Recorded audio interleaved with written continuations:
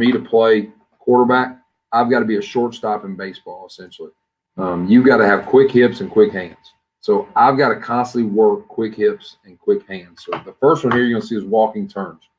It's very simple, very easy. It's in our warm-up every day. I'm going to take 3 steps away from my target. Right, left, right. And on that third step, right, left, right. On my third step, I've got to flip my hips around, and that forces me to make that dramatic hip flip throw to finish through over the top of my toe right there. So that's a simple way to me work a hip flip in the RPO game.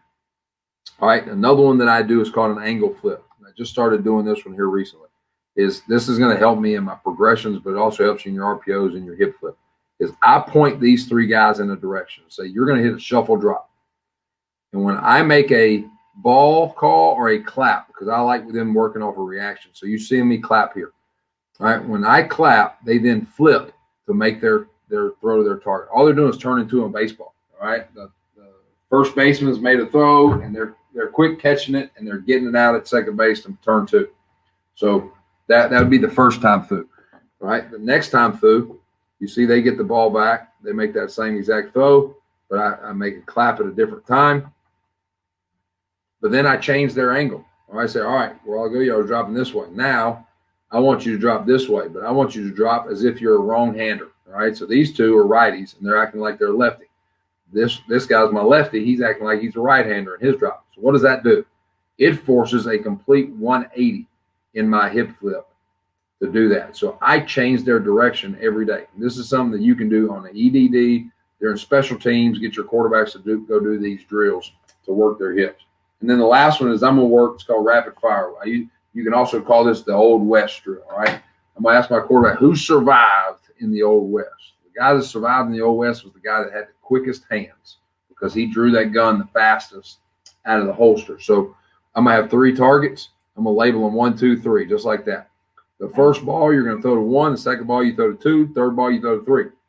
Your hands are behind your back, and you're going to quick draw. I put the ball at face level. And as soon as I drop is when you can pull your gun out of its holster right there. Your job is to catch and get it out quick, turn to a baseball. Now, the one thing I love that I put on the quarterbacks is I stay in front of them. And you see me right here put a hand in their face. What does that do?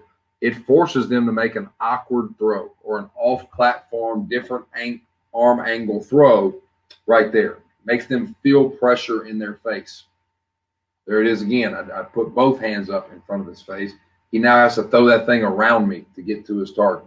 So that way when we get in a game, I can't ever say, I never put you in that situation. I never made you feel uncomfortable, so you had to make that awkward throw. So we're working so many things in those 3 drills right there. I try to do those 3 drills at least 2 or 3 times a week. And now I come at him, and I actually force him off the spot to make that throw. So those are